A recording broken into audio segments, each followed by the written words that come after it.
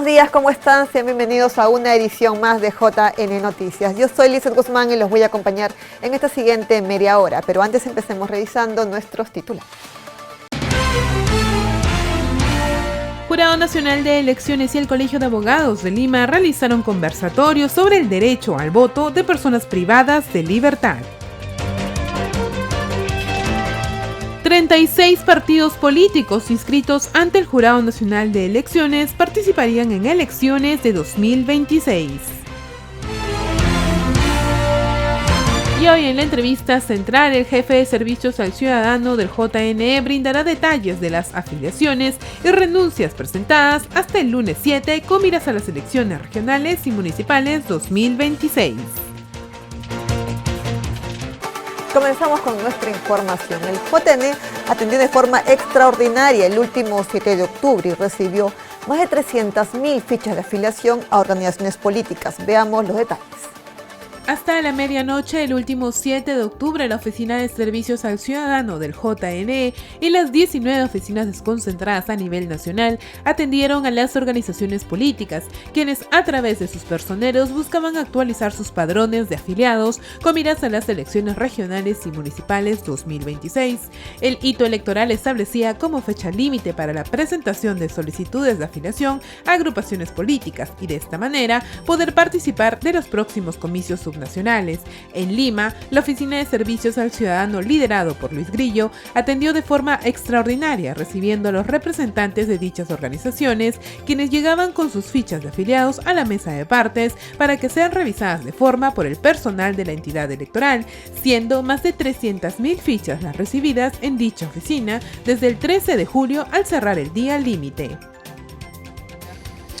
El Jurado Nacional de Elecciones lo que está tratando de hacer es generar accesibilidad a las organizaciones políticas para que puedan cumplir con el hito electoral programado para hoy.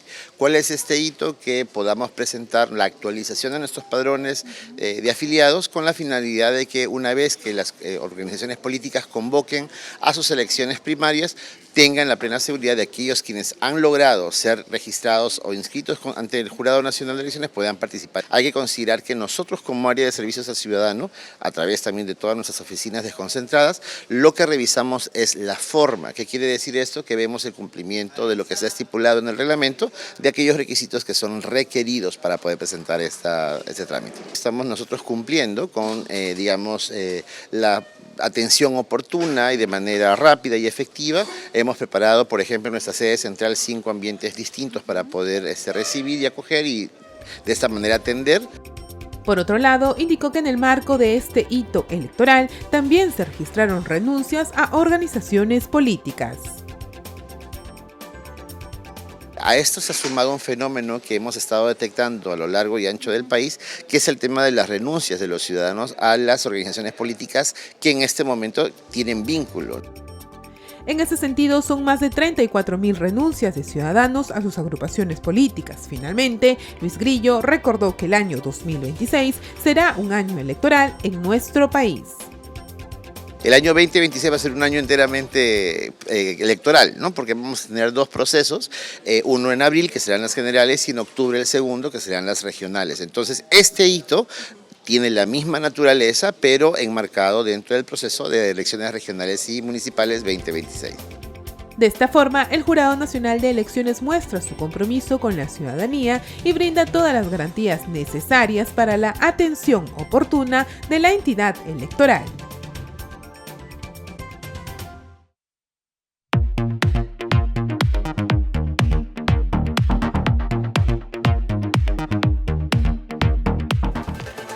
El pasado 7 de octubre se cumplió un hito más para las elecciones regionales y municipales 2026. Ya se encuentra con nosotros el señor Luis Grillo, jefe de Servicios al Ciudadano, quien nos va a aclarar algunas dudas. ¿Cómo está usted? Muy buenos días. Buenos días, gracias por la invitación.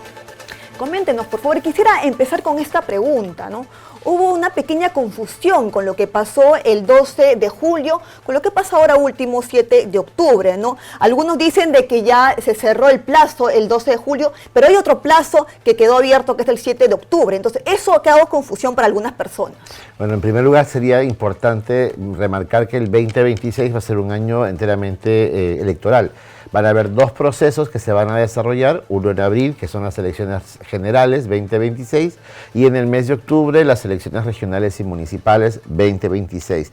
A razón de ello es que los hitos de cada uno de estos procesos es que ha generado su cumplimiento el pasado 12 de julio para aquellas organizaciones políticas que van a participar en las elecciones generales. Tenían como fecha límite poder presentar sus padrones actualizados para asegurar la participación de sus afiliados en las próximas elecciones primarias.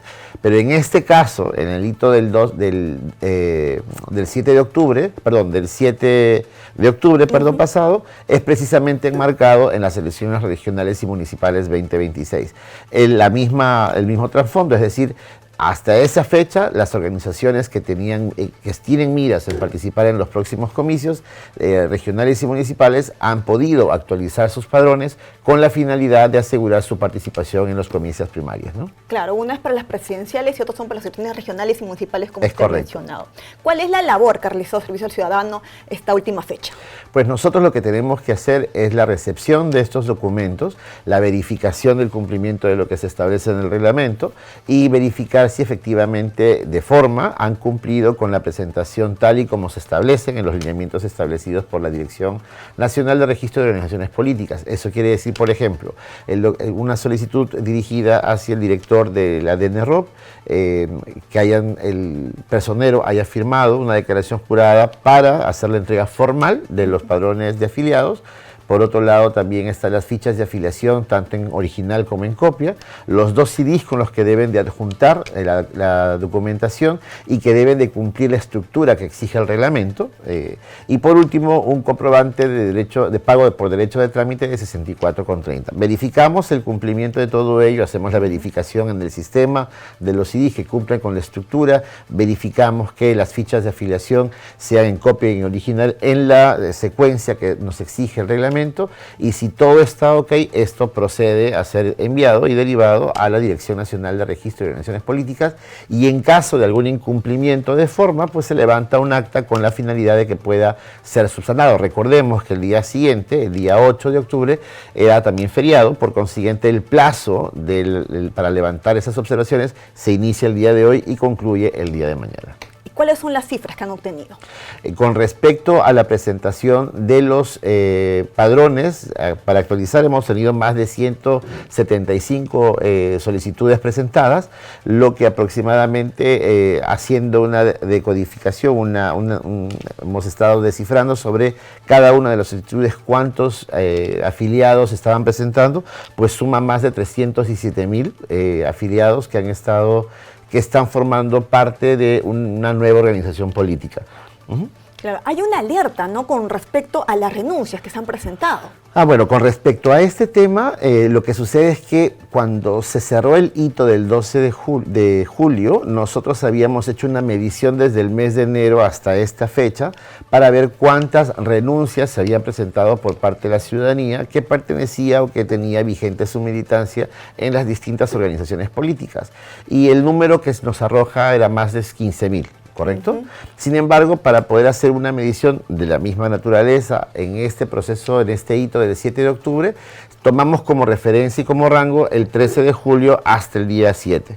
Y ahí entonces nos genera que hemos recibido por mesa de parte más de 34,000 renuncias por parte de la ciudadanía. Si te das cuenta, en menos de 3 meses ha habido más del doble de lo recibido en 7, ¿no?, en la primera medición. Y eso es lo que el sistema generó una pequeña alerta con respecto a que, digamos, en esta recurrencia de trámite que están haciendo los ciudadanos, ¿no? A raíz de ello es que efectivamente hemos señalado que se han estado generando las condiciones que reglamentariamente nos ha pedido el Pleno de la Alta Dirección para que podamos tener cuidado en evitar situaciones de suplantación de identidad, que eran problemas que se venían dando hasta en procesos anteriores, ¿no? ¿Cuáles son estos filtros de control? Exacto. Tiene que ver, por ejemplo, con que en cada una de nuestras sedes exista un fedatario institucional que pueda certificar la firma del administrado. Eso quiere decir que cuando usted presenta la solicitud de renuncia, hay un fedatario de la institución que tendrá que poner su sello de certificación de la firma de tal manera que garantice que la persona, el administrado, es el titular de quien está solicitando la renuncia, ¿no? Claro, sé que la hora era 11:59 en el 7 de octubre, pero al ver la cantidad de personas que han llegado, en este caso se ha ampliado el horario, ¿se ve una prórroga? En realidad no, o sea, la atención ha sido hasta las 23:59, pero ha habido, por poner una anécdota, dos organizaciones políticas que llegaron 2 minutos antes del cierre y, digamos, por obligación al administrado y por responsabilidad institucional sobre todo, pues nada, si llegases dentro del rango de horario debemos de poder atenderlo. Entonces, estas dos últimas, digamos, organizaciones que llegaron generó que a puerta cerrada debamos de trabajar. Hemos concluido aproximadamente casi 10 para las 3 de la mañana, ¿no? Entonces, si te das cuenta, la jornada laboral ha sido desde las 8 de la mañana. Hemos cumplido con el mandato establecido por la institución para poder recibir documentos hasta las 23:59 del 7, pero eso implicó que debamos de generar más esfuerzos y evidenciar o transparentar nuestro compromiso, y nos hemos quedado ese día elaborando casi hasta las 3 de la mañana. Entonces, ¿no? puede decir que esta jornada obtuvo más esfuerzo que el 12 de julio. Pues nos ha demandado más, no solamente acá en la ciudad capital, sino en todas nuestras oficinas a nivel nacional. Recordemos que nuestras oficinas desconcentradas a nivel nacional han estado desempeñando una buena función, al igual que nosotros, con respecto a la recepción de ese tipo de documentos, y les ha generado también el desafío de poder atender números como los que te he señalado en el tema de las renuncias, en el tema de las actualizaciones de padrones, con respecto a las limitaciones logísticas, bueno, que pueden haber como todo parte del proceso, porque no habíamos pensado que, digamos, podía darse un comportamiento de esta naturaleza con respecto a las renuncias, ¿no? Entonces, la proyección que se había tenido, pues se ha visto avasallada con la cantidad de solicitudes recibidas a través de todas nuestras mesas de parte a nivel nacional. Claro, sabemos que a la fecha son 36 partidos políticos inscritos. ¿Cuántos han adquirido su reserva de denominación? Si me preguntas cuántas otras organizaciones fuera de las inscritas han solicitado en el margen de esta naturaleza, bueno, yo tendría que señalarte que para temas de partidos políticos tenemos 180 certificados de reserva de denominación emitidos, ¿correcto? Quiere decir que son potencialmente probable de que puedan ellos, si cumplen con todos los requisitos, llegar a registrarse ante el ROP como partido político. Pero si me preguntas cuál es el número de certificados de reserva de denominación que han solicitado, cuyo alcance son movimientos regionales, son 84. Entonces, igual los números que estoy señalando no necesariamente determinan en que todas vayan a cumplir con digamos, con registrarse, porque en el proceso hay desistimiento, porque en el proceso hay, digamos, revisión, hay incumplimientos, y en el proceso muchas de ellas puedan quedar fuera. Perfecto, le agradezco por la entrevista. Muchísimas gracias por habernos acompañado. Gracias por la invitación, que tengan muy buen día. Muy buenos días. Bien, es momento de ir a una breve pausa aquí en JN Noticias.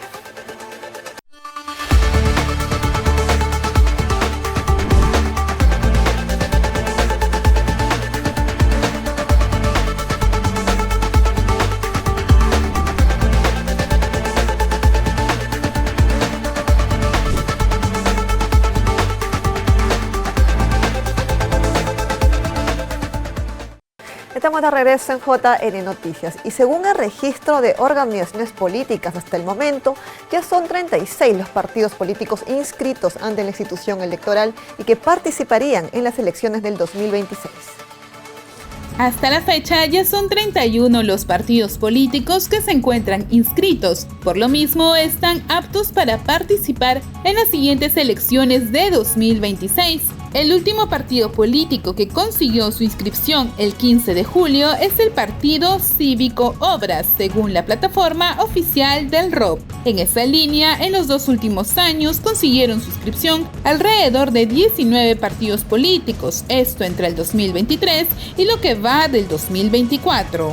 Asimismo, el directorio de organizaciones políticas detalla que también en total hay 20 partidos que están en proceso de conseguir su inscripción hasta el momento. De lograrla, los nuevos partidos se sumarían a las 31 agrupaciones que ya son consideradas formalmente como partidos políticos según el registro, siendo más de 50 los partidos que podrían participar a la presidencia de la República en 2026.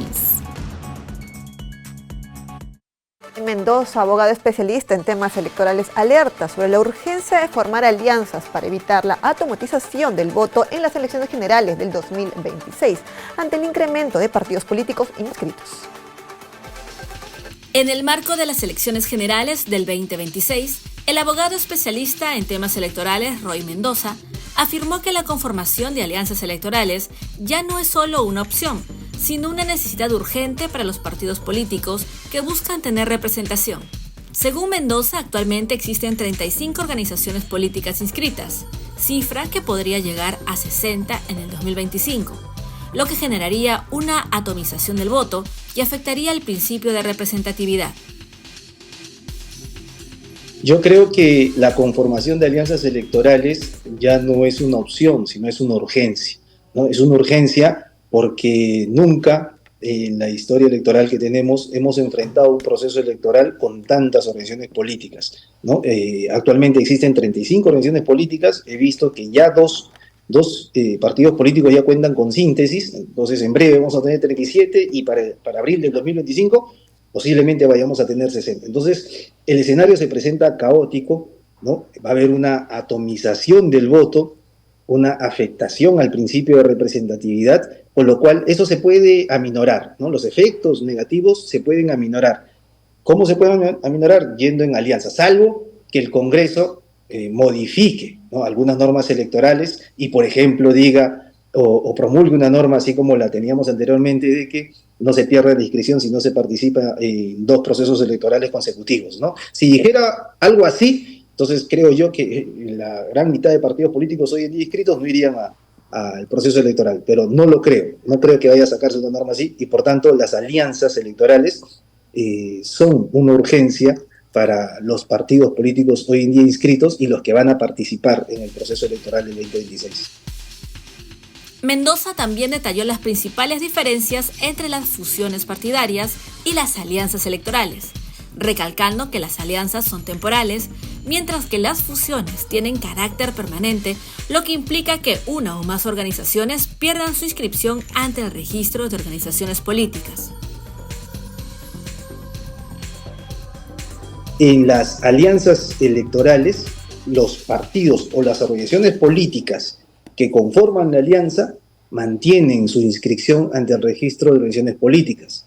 En la fusión o integración de las organizaciones políticas, por lo menos una de esas organizaciones que se fusionan o se integran va a perder la inscripción en el registro de organizaciones políticas, ¿no? Por ejemplo, si es en el caso de la fusión, por absorción, es decir, hay un partido, una organización política que va a absorber a otra. Esa segunda, que es absorbida, pierde su inscripción ante el registro de organizaciones políticas, ¿no? Y si es por integración, entonces todas las organizaciones políticas que se integran pierden sus inscripciones ante el registro de organizaciones políticas. La tercera diferencia es que para la inscripción de alianzas electorales, la norma establece un determinado plazo, ¿no? Hay un plazo en el cual uno puede inscribir la alianza electoral, mientras que para la fusión el plazo no está determinado, se puede solicitar en cualquier momento.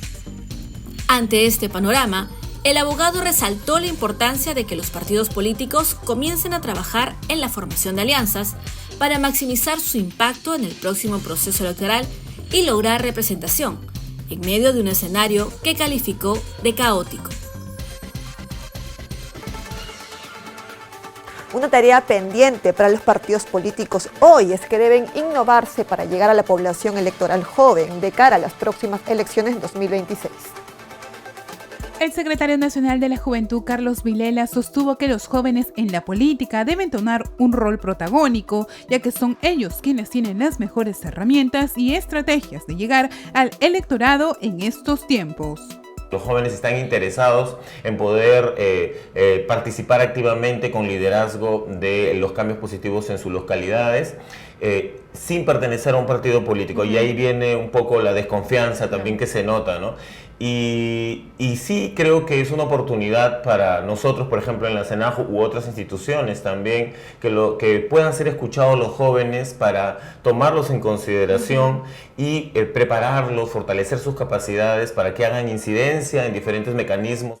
El lenguaje mundial está cambiando para poder llegar a la masa votante más amplia, que son los jóvenes, son el 23 y pico % de la población. Entonces los partidos políticos deben tener consideración que, por ejemplo, los jóvenes piden ahora mayor estrategias comunicacionales por redes sociales, el lenguaje tiene que ser un poco más horizontal, ¿no?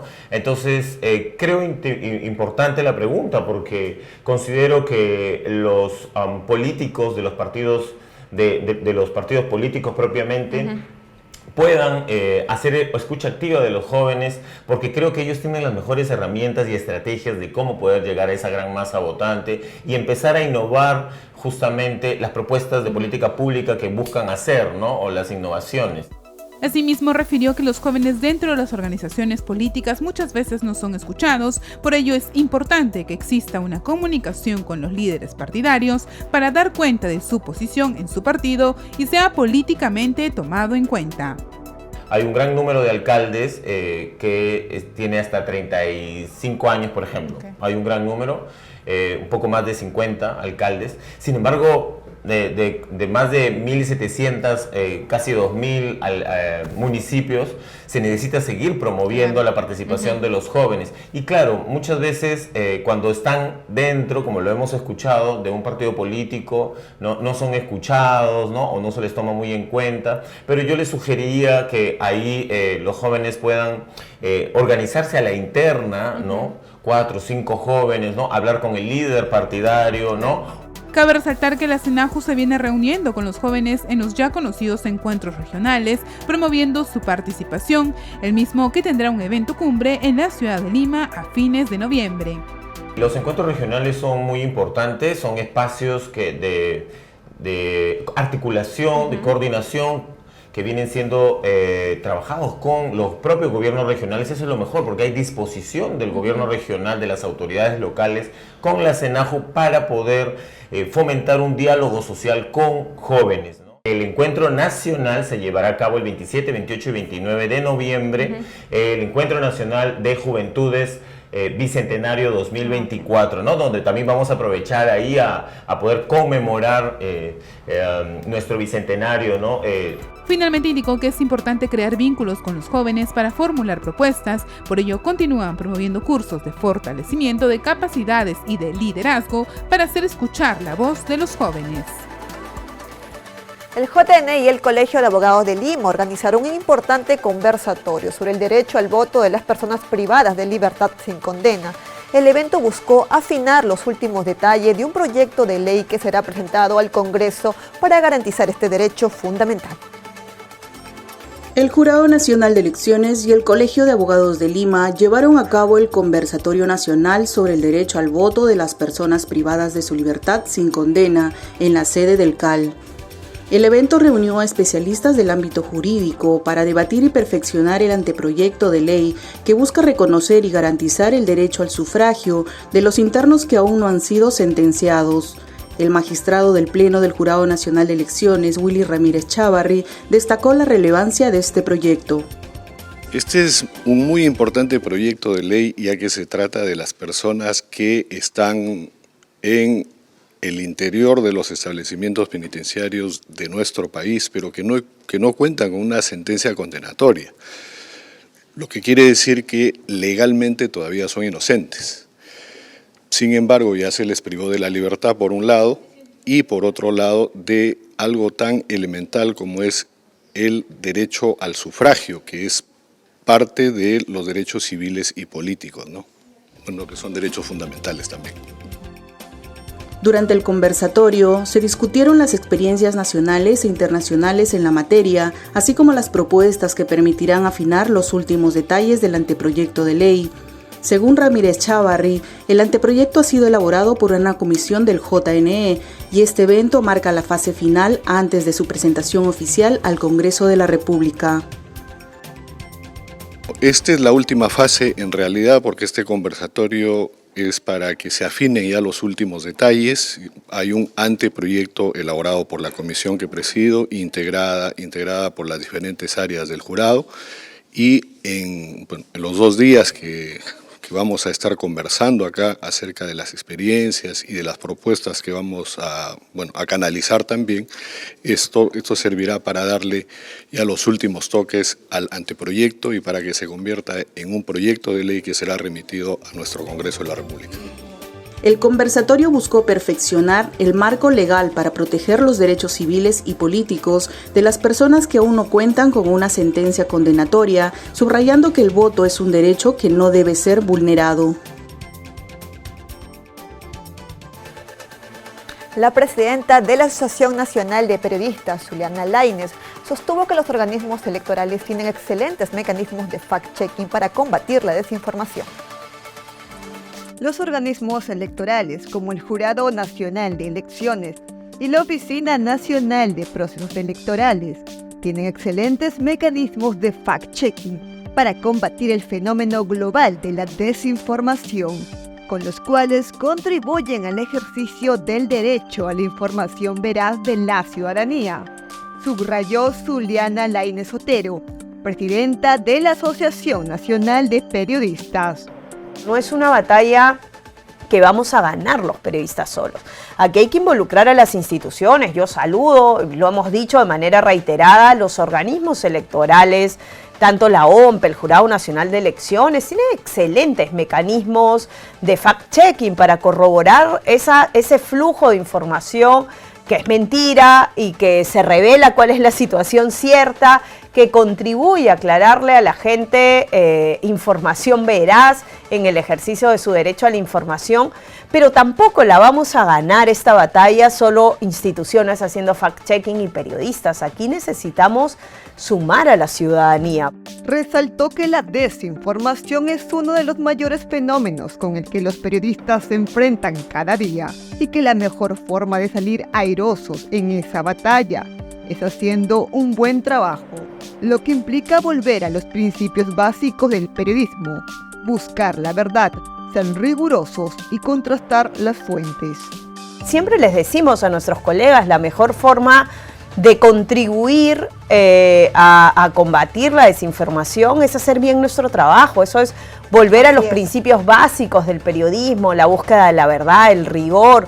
Contrasta. Desde primer ciclo de facultad, una de las cosas que nos enseñan a quienes vamos a ser periodistas es que hacer periodismo es contrastar, es ir a las fuentes, es corroborar. No es que yo recuerdo mucho siempre, yo estudié periodismo hace 20 años y que nos decían, si alguien te dice que llueve y otra persona te dice que no está lloviendo, no significa a quién le vas a creer. Sal y verifica si está lloviendo.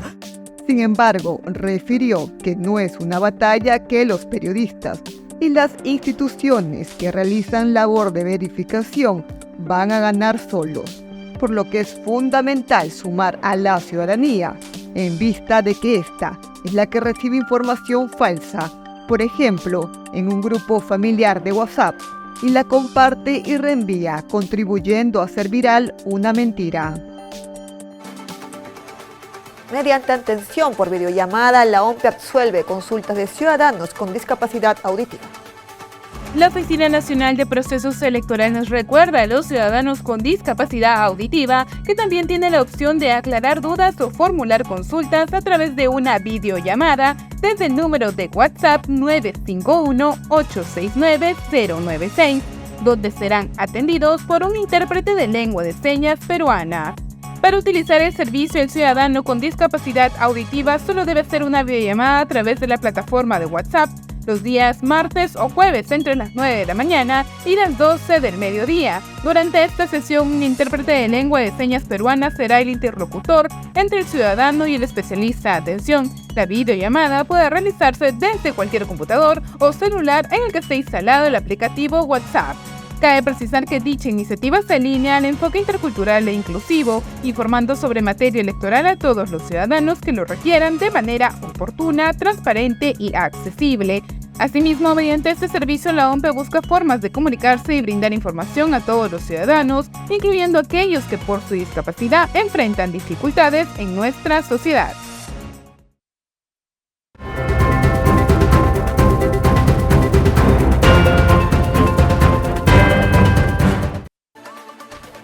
El expresidente boliviano Evo Morales es investigado por la violación de una menor hace 8 años cuando ejercía el poder. Veamos los detalles. Bolivia, Evo Morales se defendió ante el escándalo por el supuesto abuso de una menor y aseguró que se trata de una mentira que ya se investigó sin hallar nada en su contra. Esto luego de que el ministro de Justicia boliviano informara que Morales tiene un proceso abierto con una investigación en curso por presuntamente haber violado a una menor de 15 años en el 2015, cuando él era presidente, y que además tendría una hija reconocida con dicha persona. Al respecto, una fiscal reveló que ordenó la aprehensión del expresidente por dicho caso, pero que fue destituida después de que la justicia dejara sin efecto la resolución contra Morales. Cabe recordar que Morales gobernó Bolivia entre 2006 y 2019, se encuentra refugiado y protegido por campesinos y sus seguidores más cercanos. Según su ex ministro de gobierno, se han movilizado vigilantes y guardaespaldas para evitar cualquier intento de aprehensión.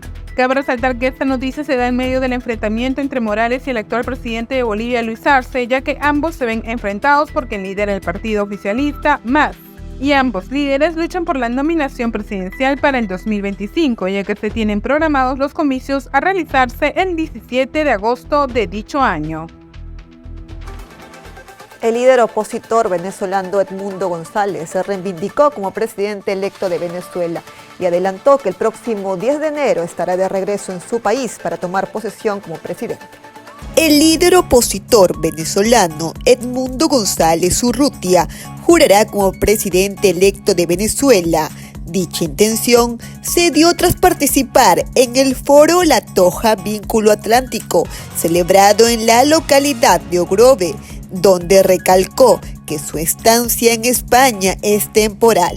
Recordó que el 10 de enero es la fecha constituyente prevista para la toma de posesión del presidente tras las elecciones del 28 de julio y espera que ese día él pueda asumir la voluntad popular expresada en las urnas por 8 millones de venezolanos. Ante las comparaciones con lo vivido en su día por el también opositor Juan Guaidó, quien fue reconocido por varios países, entre ellos Estados Unidos y la Unión Europea, como presidente encargado de Venezuela, dijo que las situaciones son distintas, ya que este fue elegido por la Asamblea y él tiene respaldo de las urnas. González Urrutia, que llegó a Madrid en septiembre para pedir asilo tras denunciar fraude electoral en su país, explicó que tuvo que abandonarlo ante una persecución política con presiones inenarrables y amenazas externas a él y a su familia, en el que aseguró que ha sido el capítulo más difícil y exigente de su vida. Hasta aquí con la información. Gracias por acompañarnos. Los invitamos a que nos sigan en el canal 516 de Movistar TV, lunes, miércoles y viernes a partir de las 10 de la mañana. Los dejo con imágenes de ICA.